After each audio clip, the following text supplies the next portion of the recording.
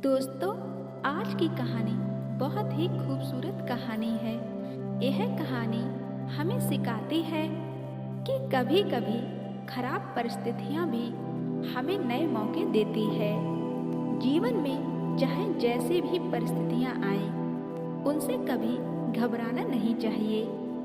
कहानी को शुरू करने से पहले अगर आप हमारे चैनल पर नए हैं तो चैनल को सब्सक्राइब जरूर कर देना, साथ ही बेल आइकन को प्रेस करके ऑल पे क्लिक कर देना, जो ऐसी ही मोटिवेशनल कहानी आपको मिलती रहे।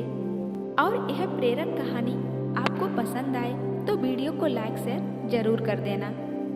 एक बार की बात है, एक गरीब आदमी अपने परिवार के साथ गांव से दूर जंगल में एक झोपड़ी में रहता था। एक दिन वहां एक बहुत बड़े साधु गुरुजी आए। गुरुजी के साथ उनका एक शिष्य भी था। शाम का समय हो गया था। गुरुजी और शिष्य दोनों गरीब आदमी की झोपड़ी के पास गए और गरीब आदमी से कुछ खाने के लिए मांगा।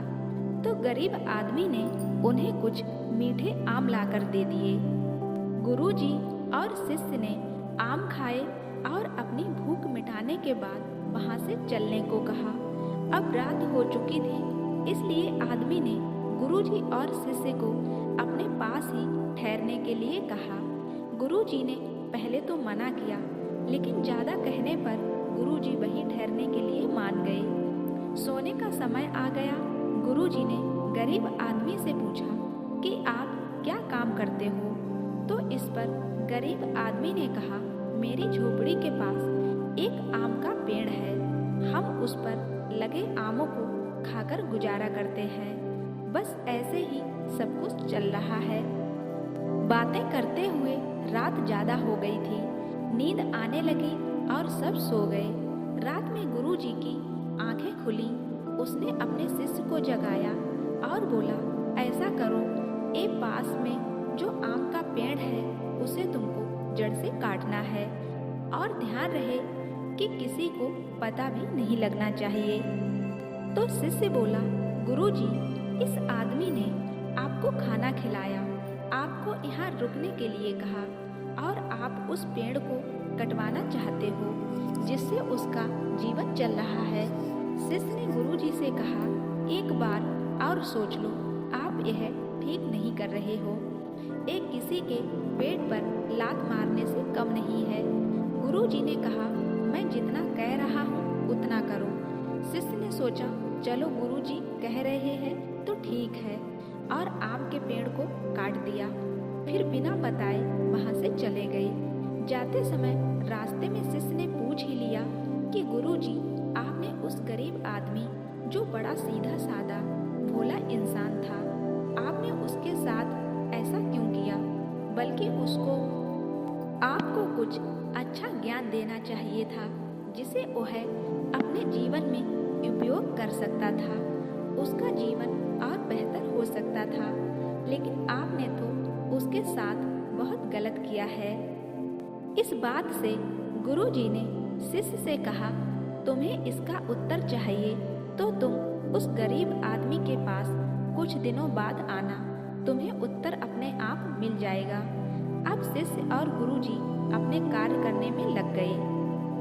कई साल बीत गए, लेकिन इस शिष्य को अपने गुरुजी की बात याद थी और उसे जानने के लिए वह उत्सुक भी था।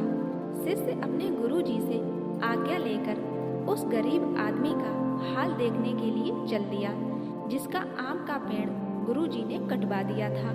शिष्य उसी जगह पहुंच गया और वो पुरानी झोपड़ी खोजने लगा, लेकिन वहां कोई झोपड़ी थी ही नहीं। शिष्य मन ही मन सोचने लगा कि गुरुजी ने उस आदमी के साथ बहुत बेकार काम किया था। बेचारा भूखा मर गया होगा या कहीं और चला गया होगा। आसपास देखा तो वहां एक अच्छा सा मकान बना हुआ था। शिष्य ने सोचा कि चलो, इस मकान में कोई होगा, उसी से उस गरीब आदमी के बारे में पूछ लेता हूँ। मकान के गेट पर गया, आवाज लगाई तो अंदर से एक आदमी आया। उसे देखते ही शिष्य चौंक गया, क्योंकि जो अंदर से आया वो वही आदमी था जो पहले बहुत गरीब था। शिष्य ने भी अपना परिचय दिया और कहा कि मैं अपने गुरुजी के साथ पहले भी आया था, जो एक रात आपकी झोपड़ी में रुके थे। आदमी को भी याद आ गया। वह शिष्य को अंदर ले गया। शिष्य ने कहा कि आप तो पहले एक पुरानी झोपड़ी में रहते थे। आपका केवल एक आम का पेड़ था, जिसके आम खाकर आप गुजारा कर रहे थे।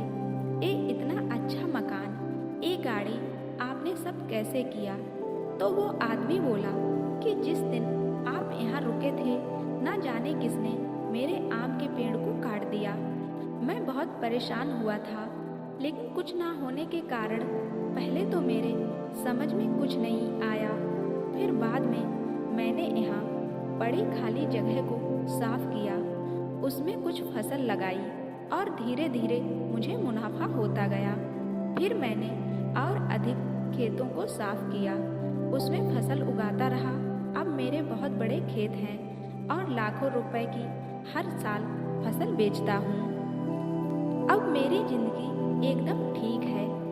यह सब सुनकर शिष्य भी समझ गया कि गुरुजी ने जो आम का पेड़ कटवाया था, उसी का नतीजा है यह, जो ये आदमी जिसने कभी कमाना नहीं सीखा था, बस अपना पेट भरने को ही जिंदगी समझता रहा, जिसे किसी और चीजों के बारे में पता ही नहीं था, उसको एक कामयाब व बड़ा किसान बना दिया।